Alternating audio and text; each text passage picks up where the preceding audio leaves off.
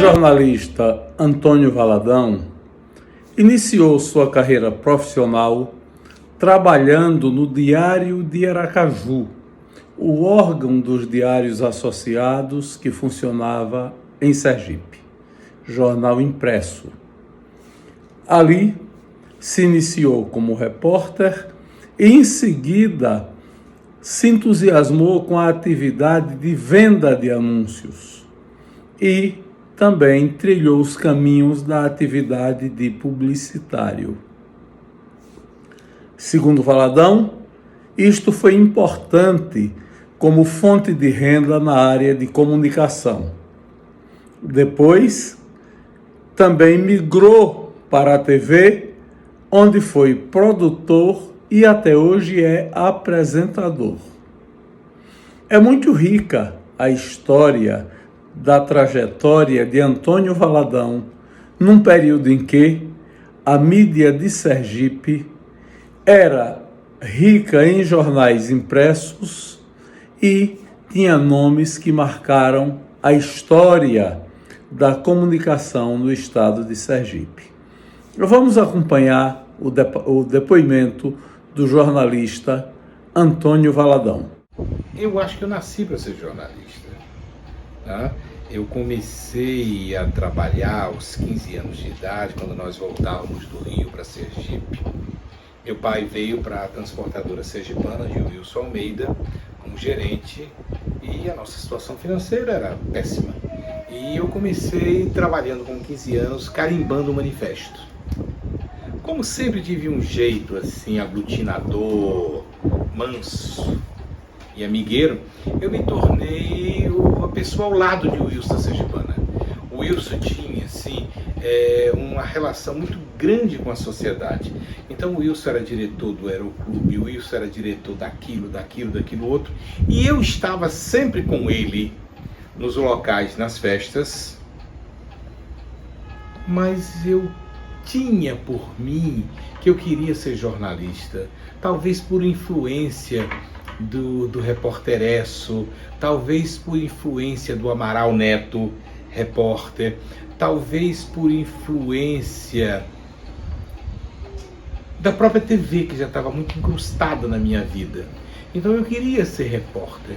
E tinha um fotógrafo chamado Natanael Eduardo, que vivia na Sergipana. A maioria das pessoas de comunicação geralmente iam até a Sergipana, e o Wilson, com aquele jeito bonachão, conciliador, sempre ajudava a um e a outro de alguma forma.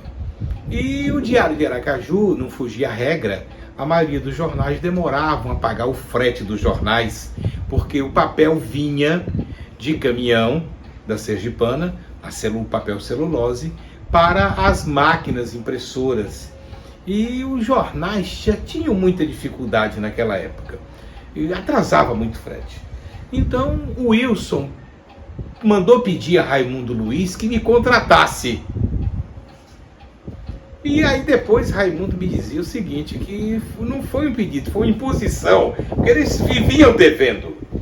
Entendeu? Então, e aí eu fui para o Diário de Aracaju, comecei, na primeira semana no Diário eu só conheci o gerente de banco e tomar cafezinho, porque Natanael vivia naquela coisa.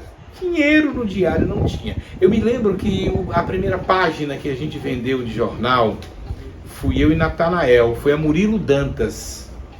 Daí eu já não peguei Nazário no Diário de Aracaju, mas aí tinha saído Nazário, Erotildes Araújo, e eu vim para, muito jovem, eu tinha 17 anos, para começar. Então, aonde eu fui? Quem eram os meus clientes? Rick, Hélio Sabino Ribeiro Chaves e Rubens Sabino Ribeiro Chaves. Eu tive Celi.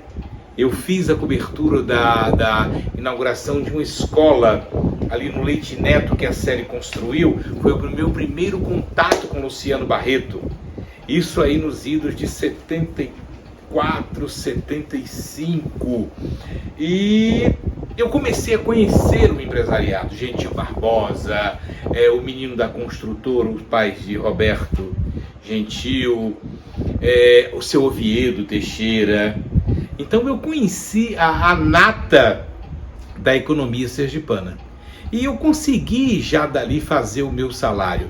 Eu fui ser repórter, mas na realidade eu sobrevivia da publicidade, que foi uma metodologia implantada por Nazário Pimentel quando chega em Sergipe, porque até então o jornal pagava um salário minguado a algumas pessoas que trabalhavam pelo prazer de ser repórter, não tinham dinheiro. Eu não, eu fui vender publicidade. Eu vendia publicidade e eu fazia o meu salário. E Raimundo, por incrível que pareça, me pagava. Entendeu? Então eram 20% de publicidade, mas a gente ia fazer, eu aprendendo a escrever. Aprendendo, eu não sabia escrever. Aprendendo a escrever, eu nunca tive o talento que Ivan tinha, Nino, vocês eram jornalistas de escrever. Eu sempre fui um jornalista mais de reportar e falar. E eu ia do meu jeitinho escrevendo, contava com o apoio de Montalvão, João Bosco Montalvão. Eu contei muito com o apoio de Luiz Carlos, que me ajudavam a corrigir os textos. E eu comecei também a fazer fotografia. Eu comprei uma máquina Olímpio, primeiro uma PEN, depois uma Triple. Eu tive que aprender a revelar as fotos, porque nem sempre Natanael estava disponível. Então eu ia, a quantidade de filme era num carretelzinho, a gente comprava o filme ali no Foto Brasil, em Seu Orlando, para rebobinar no cartuchozinho, para fazer a foto. E o ampliador do diário, a lente estava cega, era preto e branco, aí minhas unhas começaram a ficar marrom, porque você tinha o revelador e o fixador. E a coisa foi se aprimorando de tal forma que eu tive que aprender a fazer clichê. Eu aprendi a fazer o clichê. Você pegava aquela máquina quilométrica com o fole para fazer, com a retícula, o diapositivo, para depois transformar o diapositivo num clichê de A negativo para poder imprimir o jornal. Então eu entrava no jornal 8 horas da manhã e tinha dias que 22, 23 horas a gente estava ainda no diário, primeiro para saber a resenha quando o Lorival Batista ligava para Luiz Eduardo, depois até a hora que Nino Porto dizia vamos pro cabaré, e aí eu ia pro Beco dos Cocos, entendeu? A minha parte, vamos dizer assim, didática de coisa eu aprendi com a galera da Gazeta, a safadeza eu aprendi com a galera da Gazeta, entendeu? Então o jornalismo eu acho que foi minha vida. É minha vida. Porque quando eu me transformo, eu comecei a fazer televisão, Jorge, num período em que as pessoas não lembram. Eu me liguei a Luiz Trindade, Carlos Trindade. Então eu fui produtor de Luiz, junto com Carlos. Era na TV Sergipe o programa. A gente pegava o cenário, eram os tapetes do Manelão, que a gente pegava uma caminhonete e botava no fundo para Luiz Trindade fazer o programa. Quando faltava um jurado, eu era jurado também. Eu, Jorge Araújo, Barrinhos, entendeu? Deixa eu ver, Helenita, Mana Messias da CSL, que era um misto. E Luiz tinha um talento, uma coisa para fazer televisão com o improviso. Eu aprendi a fazer televisão com o Luiz. E aprendi a ter organização com um cara desorganizado, que foi Carlos Trindade, o Mancha Negra. Um dos maiores publicitários que teve em Sergipe. Entendeu? Então Carlos me preparou para o improviso, para saber valorizar o cliente. Eu me recordo que tinha um leite CSL e o leite CSL lançou experimentalmente um copinho. E nesse lançamento eu fui o escolhido para dar um testemunhal no júri de televisão. E tomei esse leite, eu tinha tomado uns uísques, eu tive uma diarreia arretada, entendeu? E eu passei por poucas e boas. Mas eu aprendi a fazer jornal sendo Ivan Valença tirando onda com minha cara. Eu recordo que Luiz Eduardo Costa vinha com Léo Filho e disse: ei, você já soube do poço de petróleo que encontraram? Eu disse: não, o óleo já sai refinado. Aí eu disse: poxa, é mesmo? Aí eu que fui pro Diário de Aracaju, Dona Maurina era secretária, eu pedi um dinheiro para pegar um táxi e vim na Petrobras. Eu estou tentando lembrar um senhor do bigode branco, que era o assessor de comunicação, e agora o nome não me vem. Mas aí Maurina não tinha dinheiro, aí eu entrei no Palácio do Governo. tá? Fui procurar meu amigo, que Deus o tenha em bom lugar, doutor Adelermo Bonfim, que era cunhado do governador Paulo Barreto de Menezes, e tinha assim um jeito, gostava de mim. Aí eu fui lá e disse: doutor Adelermo, é a matéria que eu vou ser o maior jornalista dessa cidade. Ele disse: o que foi que houve, meu filho? Eu disse: acabaram de descobrir um poço de petróleo em que o óleo já sai refinado. Rapaz, doutor Adelermo olhou para mim e disse: calma, meu filho, sente. Quem foi que lhe disse isso? Eu disse: rapaz, é um segredo. Foi Luiz Eduardo Costa e Leó Filho. Aí ele pegou o telefone e ligou para a assessoria de comunicação. Luiz, dá uma chegada aqui. Luiz Eduardo, quando entrou, Leque era bem-humorado e tudo, que olhou e fez: gente, o que essa mercadoria está fazendo aqui? Disse: você vai matar o garoto. O garoto está aqui com o coração a mil. Quer dizer, eu aprendi assim, Jorginho. Naquela época, as matérias a gente tinha que citar as autoridades militares pós a Revolução, e toda matéria tinha que ter o nome do comandante da Marinha, do comandante do Exército, do comandante da base da Aeronáutica. E eu fui fazer uma dessas matérias e Luiz Eduardo Costa, com aquele terno dele molengo, desajeitado, ia para o banheiro, que era lá no fundo do diário. Aquilo era uma pocilga, entendeu? De vez em quando até eu lavava o banheiro, porque era horrível. Foi onde eu aprendi a usar ácido no vaso sanitário. E aí eu falava, escrevendo com 2 dedos, e eu ia ditando a matéria para mim mesmo. Aí quando eu botei presença do comandante do 28º Batalhão de Caçadores, aí Luiz Eduardo Costa passou na porta e disse: caçadores com 2 S's, viu? Aí eu não conversei, Jorge. Eu botei com 2 S's. No outro dia de manhã, na porta do Diário de Aracaju, tinha um jipe do 28BC. Entendeu? E Raimundo Luiz e o nosso querido Osório de Araújo Ramos convencer ao militar que lá foi que eu era um garoto com menos de 18 anos, que eu não sabia escrever mesmo, era semi-analfabeto. Quer dizer, eu aprendi dessa forma. Eu aprendi fazendo. Eu sou autodidata em tudo. Eu fui para jornal, eu fui televisão na TV Sergipe naquela época. Quando entra nos anos 89, 90, eu venho para a TV Jornal a convite de Hugo Santana e de Alberto Lacerda, que era a maior expressão radialística de Sergipe, tinha sido júri do Chacrinha, era um locutor famoso na Bahia, e aí eu fui participar do júri, terminei como produtor de Hugo Santana. E um dia Hugo me chama e diz que estava doente, ele tinha um câncer, que ele não teria condição mais, o pigarro dele não deixava ele falar direito. E aí ele me preparou e disse: você vai apresentar o programa Esquentando os Tamborins. Na época, eu não me lembro se era Band ou era Manchete na TV Jornal, eu acho que era Band, né? E aí eu fiz o programa Esquentando os Tamborins. Como eu me tornei apresentador de televisão é a coisa mais incrível do mundo. Augusto Júnior me chamou, a gente sentou, eu, ele e Hugo Santana, e foi feita uma planilha. Eu precisava de ter patrocínios de X reais. Nesse exato dia, foi um dia de sexta-feira, tinha feijoada no Hotel Palace, e eu saí para a feijoada com o Luciano Barreto, que estava, acho que com Geraldo Barreto, nessa época eu acho que era Geraldo, da Coab, estavam sentados numa mesa, e estava o secretário da Fazenda do governo Valadares, André Mesquita. Quando eu contei para meu compadre Luciano esse convite que tive, Alicense, depois a gente vê isso. Aí o André Mesquita na hora virou e disse: olha, eu acho que isso vai dar muito certo. Quando ele disse que acha que vai dar muito certo, me entrou o João, que era um cara que veio da Brahma em Salvador para tentar arrumar, porque a Silvestre tinha perdido a Brahma. Então uma parte estava com os meninos da Dimave, João e o outro, e a outra parte ainda estava com Silvestre na Rua de Bahia. Então ele chegou, cumprimentou todo mundo e eu continuei falando. Nesta hora André Mesquita virou e disse: eu vou lançar semana que vem o Gol da Sorte.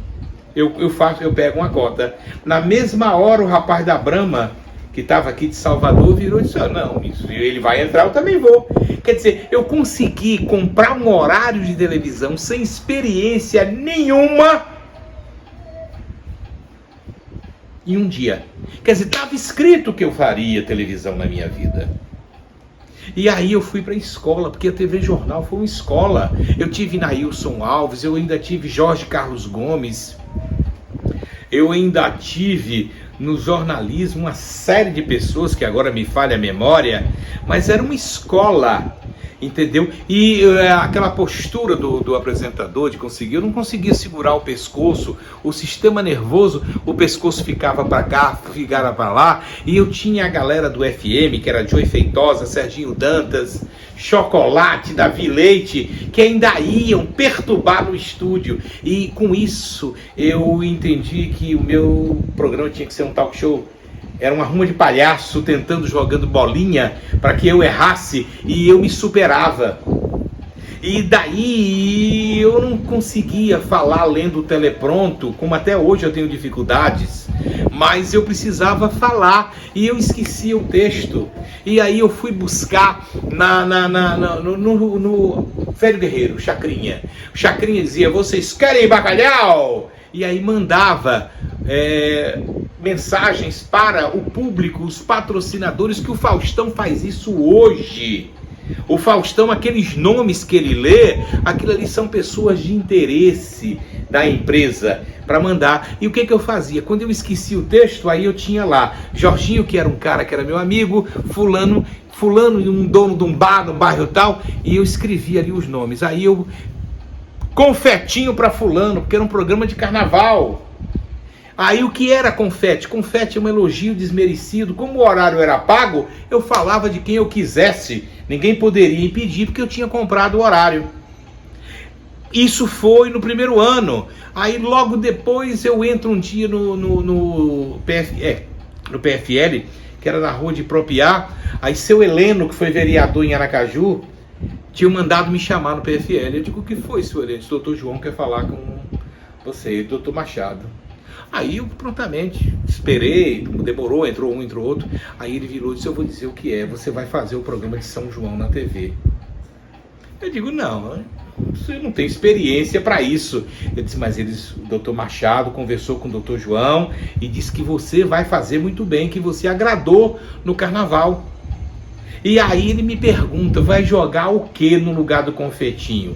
Pamonha, amendoim ou pipoquinha? Eu digo, rapaz, se tiver que jogar alguma coisa é pipoquinha. E a pipoquinha, Jorge, nos primeiros 15 dias impactou. A cidade inteira, quando eu passava, dizia pipoquinha para Valadão, que é um cara bom. E aí eu recebi um ofício da Associação Espírita São Lázaro, que era uma entidade que congregava umbandistas, que eu seria homenageado com o tabuleiro de Abaluaê. Aí eu digo, o que é um tabuleiro de Abaluaê? Jorginho, foi uma loucura. Eu cheguei ali, eu acho que ali era Marechal Deodoro, a continuação da Rua de Propiá. Tinham mais de 50 carros, todo mundo de branco. O tabuleiro de Abaluaê era um tabuleiro de pipoca. Eu fui ovacionado recebendo pipoca de axé dessas pessoas. Então eu agradeço a minha carreira televisiva ao povo de Aracaju, ao povo simples, o povo humilde. Daí chega o Precaju, aí eu passo a ter o primeiro programa de carnaval com o Precaju. Eu tinha um bloco com Macedo Brilho e não ganhei dinheiro, eu recebia o pagamento dos blocos em kits. Teve anos do Precaju de eu sortear mais de 200 kits no ar. Eu fiz, muita gente que não podia comprar o kit do Precaju, eu dava o kit à pessoa. Eu não ganhei dinheiro, mas eu criei uma simpatia popular.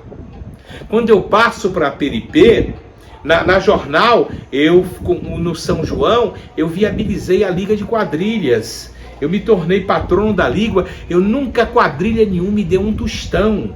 Eu botava a quadrilha junina por conta dos patrocínios que eu tinha.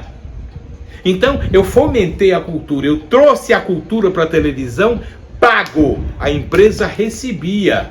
Era uma loucura. Perdi dinheiro? Não. Ganhei credibilidade. Entendeu? Então estava selado aquilo. Quando eu venho para Peripê, eu procuro outros nichos. Foi uma época que Zeca Pagodinho estava estourado e eu criei uma relação com Zeca Pagodinho.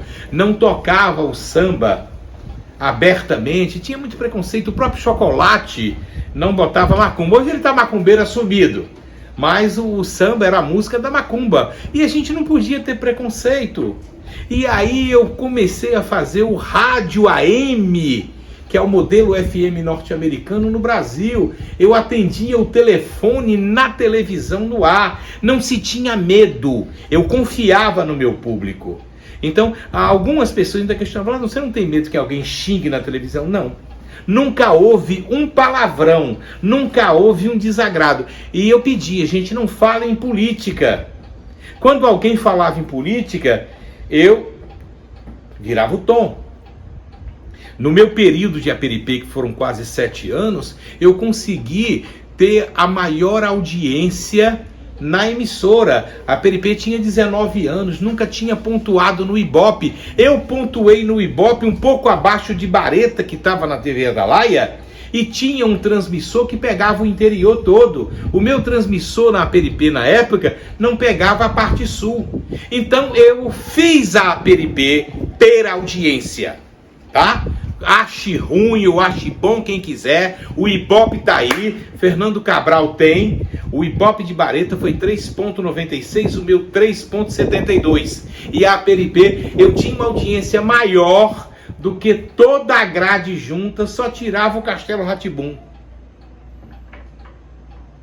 Tinha um menino que tinha uma empresa que fazia aferição de Ibope, um tipo Ibope, Acácio. Entendeu? O Acácio virou para mim e disse, Valadão, numa rua de 52 casas em Socorro, no João Alves, você estava no ar em 36 casas. Era uma pancada de audiência. Eu coloquei no aniversário do Conjunto Augusto Franco, Jorge, de improviso, 5.000 pessoas para cortar um bolo. Marlene Calumbi chorou. Ligou para o doutor João e disse, doutor João, rapaz, é uma loucura isso aqui. A Aperipê mostrava, era a TV que ninguém via. Passou a ser a televisão que ditava as regras. Eu incomodei, tá? Pela TV Atalaia, no mesmo horário, tinha aquele menino que fazia esporte gordinho, parecido comigo. Um que parece com o Carlos Rodrigues, um que estava em Recife, que foi nacional, do esporte nacional. Havia uma confusão. As pessoas escreviam lá para a Band para dizer por que ele estava aqui. E eu tive ligação. Eu tenho notícias que a própria TV Sergipe sentiu a mordida, que o pessoal do Globo Esporte veio para aqui para saber o que estava acontecendo. Fui Valadão? Não foi Deus na minha vida. Eu tinha uma responsabilidade televisiva com a comunicação. Quando eu saí da Aperipê, eu saí porque eu fui tirado, né? O pessoal, o governador Marcelo Deda só soube meses depois, pediu que eu voltasse e eu não quis voltar. E nesse ponto, Marcelo Deda não sabia da minha demissão, ficou irritadíssimo, mas ele pediu que eu voltasse e eu não quis. Passei um bocado de tempo magoado com o Deda, achando que foi ele, mas não foi. Foi o pessoal que estava na TV. Eu só posso dizer o seguinte, pediram uma coisa pouco ética. Porque o meu contrato na Aperipê, Jorge, rezava que eu tinha que fazer com o meu equipamento. Então eu comprei uma câmera minha, eu pagava o cinegrafista por fora, o editor e os produtores eram meus filhos. Eu não me completei da Aperipê em nada. E aí me chamaram que o programa estava errado porque na PGE eu tinha que fazer com o meu equipamento. Eu digo, bom, mas como é que vai desmontar todo dia o estúdio da TV Aperipê para botar uma câmera minha? É impossível, 2 dias para montar e desmontar. Aí o rapaz que estava lá na parte jurídica disse, olha, o erro não foi seu, né? Foi de quem estava aqui. A doutora Marlene Calumbi começou o erro, é só você entrar na justiça contra ela. entendeu? Que a gente, meses depois, ele reconduz. E eu disse a ele: quem tem vergonha, não envergonha os outros. Muito obrigado, eu não vou cometer uma alucinação dessa. Foi realmente uma retaliação política. E mesmo o pessoal do DEDA ficava chateado. Eu recebia ordem, gente. Todo dia o diretor ia lá com um papelzinho: faltam tantos dias para a inauguração da ponte. O diretor sabe que eu estou dizendo a verdade. Eu não vou dizer o nome dele, mas ele sabe. Eu recebia o papel, eu tinha que dizer. Chegou o ponto que eu dizia: não vai inaugurar nesse tempo, mas você tem que dizer. Peraí, eu recebia um salário, eu era empregado. Eu não tenho preferência política. Ninguém mais vai saber em quem eu voto, porque eu nunca deixo transparecer na mídia. Eu tenho uma postura ética como jornalista. Eu tenho a minha preferência. Mas não é justo que eu esteja dizendo para A, para B. Às vezes na rua, como apresentador de televisão, motorista, as pessoas falam: não, você quer que eu vote em quem? Em quem você quiser. Porque o que é bom para você não é bom para mim. Então, gente, eu sempre tive uma postura ética. Como jornalista, nada pode, e radialista também, que eu sou, nada pode desabonar a minha postura. E é isso o jornal para mim.